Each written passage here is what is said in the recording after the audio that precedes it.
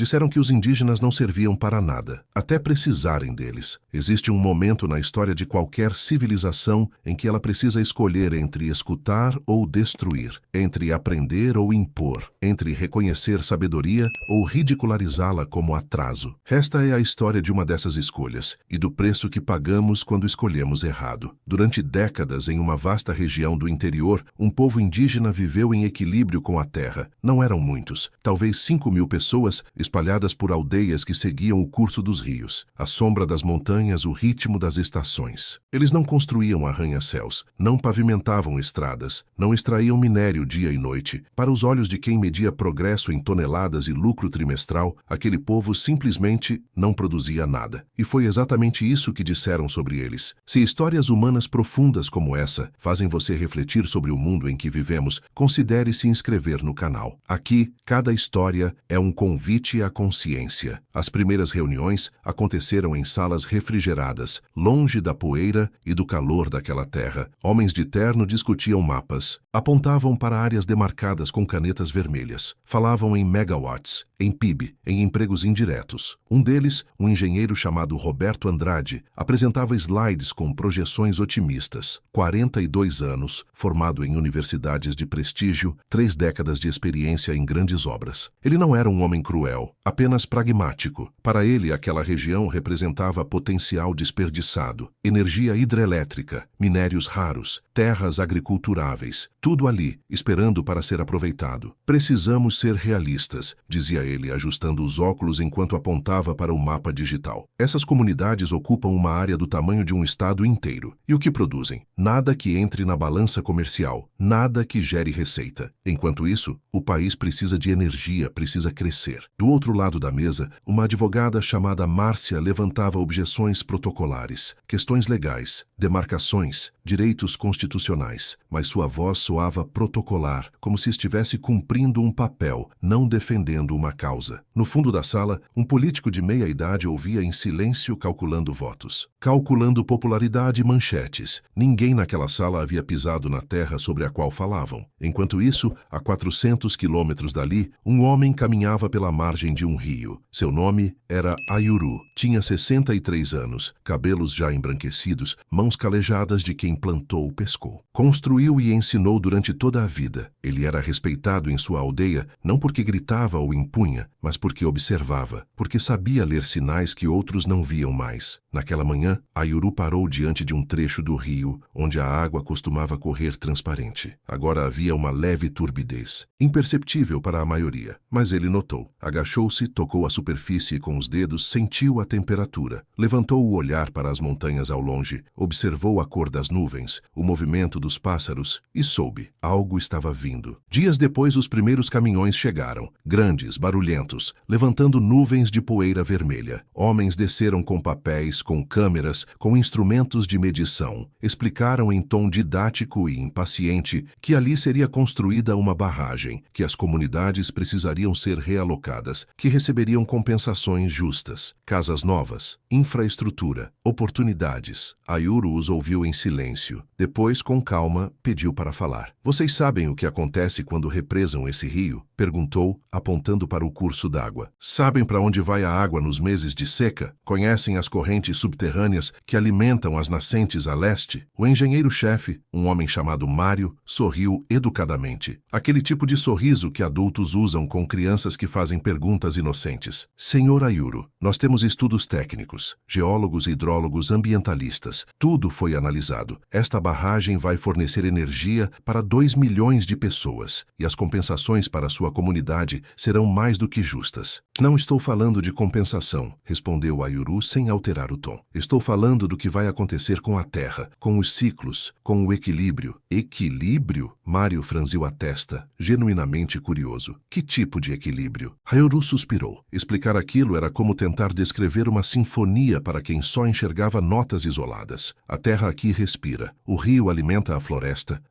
segura o solo filtra a água. Se vocês barrarem o rio, as árvores a jusante vão morrer. O solo vai secar, e sem o solo as chuvas vão levar tudo embora, vai sobrar rocha, vai sobrar deserto. Houve silêncio. Depois, risos discretos entre os homens de capacete. Um deles murmurou algo sobre superstição. Outro fez uma piada sobre curso de hidrologia na Universidade da Floresta. Mário, mais diplomático, agradeceu a contribuição e garantiu que tudo estava sob controle. 3 meses depois, as escavadeiras começaram a trabalhar. As aldeias foram evacuadas. Algumas famílias aceitaram as casas de alvenaria oferecidas em um reassentamento a 50 quilômetros dali. Casas idênticas em fileiras, com numeração nas portas. Outras famílias se recusaram e foram removidas à força, sob protestos silenciosos e olhares vazios. Ayuru foi uma das últimas pessoas a sair. Antes de partir, ele caminhou até a margem do rio pela última vez, tocou a água e disse em voz baixa: Vocês vão se lembrar disso. Ninguém ouviu. A obra avançou rapidamente. Toneladas de concreto, guindastes de aço, centenas de operários trabalhando em turnos. Roberto Andrade visitava o canteiro toda semana, impressionado com o progresso. Aquilo, pensava ele, era o que um país em desenvolvimento precisava. Infraestrutura, energia, crescimento. Ele não era insensível ao deslocamento das comunidades indígenas, mas, na balança entre o bem de 5.000 e o bem de 2 milhões, a matemática era clara. À noite, sozinho em seu quarto de hotel, Roberto às vezes se pegava pensando nas palavras de Ayuru, não por acreditar nelas, mas por uma curiosidade quase antropológica. Como um povo podia acreditar que conhecia a Terra melhor do que instrumentos de precisão e modelos computacionais? Ele anotou em seu caderno: verificar fluxo de águas subterrâneas após o enchimento do reservatório. Protocolo de segurança para possíveis surpresas. Mas aquela anotação se perdeu entre centenas de outras. Projetos, cronogramas, relatórios. A obra consumia cada minuto do dia. 18 meses depois, a barragem foi inaugurada. Houve discursos, faixas, fotos com políticos cortando fitas vermelhas. Jornalistas filmaram a água enchendo o reservatório, criando um lago artificial de proporções impressionantes. As turbinas começaram a girar. A energia fluiu. 2 cidades ligaram suas luzes pela primeira vez em décadas. Roberto recebeu um prêmio de engenharia. Márcia foi promovida. O político ganhou pontos nas pesquisas. E durante 6 meses tudo pareceu funcionar perfeitamente, até que a primeira fissura apareceu. Não na barragem, mas na terra. Histórias como essa quase nunca são contadas. Se você valoriza esse tipo de conteúdo, se inscrever é uma forma de manter essas narrativas vivas. A primeira fazenda afetada ficava a 80 quilômetros da barragem, em uma área que, segundo todos os estudos, não seria impactada. O agricultor, um homem chamado Severino, acordou certa manhã e encontrou suas plantações murchas, não por falta de chuva, não por praga, simplesmente murchas, como se algo houvesse sido sugado da terra. Ele cavou. A terra estava seca, quebradiça, mas ele havia irrigado no dia anterior. Chamou agrônomos. Eles colheram amostras do solo, analisaram e voltaram desconcertados. O solo perdeu minerais essenciais, não sabemos como. Severino não era um homem supersticioso, mas ele se lembrava das histórias que seu avô contava, de como os indígenas sabiam onde plantar, onde não plantar, quando a terra precisava descansar. Histórias que ele sempre achou pitorescas, folclore de gente antiga. Agora, olhando para suas plantações mortas, ele não tinha mais tanta certeza. 3 semanas depois, o rio que alimentava outras fazendas a jusante começou a secar. Não gradualmente, mas de forma abrupta, como se alguém tivesse fechado uma torneira gigante. Comunidades que dependiam daquela água entraram em pânico. Caminhões-pipa foram enviados. Mas não eram suficientes. Roberto recebeu uma ligação às 2 da manhã. Do outro lado da linha, um engenheiro responsável pelo monitoramento do reservatório falava rápido, nervoso. Estamos detectando alterações nos fluxos subterrâneos. A água está desviando. Não deveria, mas está. Roberto sentou na cama, o sono evaporando. Desviando para onde? Não sabemos, simplesmente desaparece. Os modelos não previram isso. Durante as semanas seguintes, equipes foram mobilizadas. Geólogos perfuraram o solo, hidrológicos refizeram cálculos. Todos chegavam à mesma conclusão desconcertante. Existiam correntes subterrâneas que nenhum estudo havia mapeado. E a barragem, ao alterar a pressão e o fluxo do rio, havia rompido um equilíbrio delicado. A água que antes alimentava nascentes e lençóis freáticos agora se perdia em cavidades profundas, inacessíveis, inúteis. Mário, o engenheiro que havia sorrido para Ayuru meses antes, agora passava noites em claro, tentando entender como aquilo era possível. Ele abria mapas antigos, estudava relevos, buscava padrões, e foi em um desses mapas, amarelados pelo tempo, que ele encontrou algo perturbador. Marcações feitas à mão, símbolos indígenas, linhas que conectavam rios, nascentes, áreas de floresta, como se alguém, séculos atrás, já soubesse exatamente como aquele sistema funcionava. Ele ampliou a imagem. As marcações coincidiam